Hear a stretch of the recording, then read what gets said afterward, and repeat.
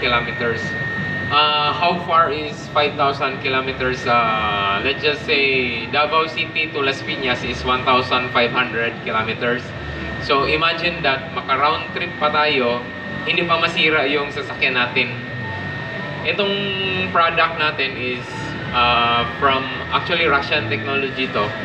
So 1963 na discover nila yung product natin. So 1990 na buo yung Hado Ukraine na company. So 20 years old pa yung company, pero yung technology 60 years old na. So ginagamit ng Russian military kasi ang product natin. So very interesting to.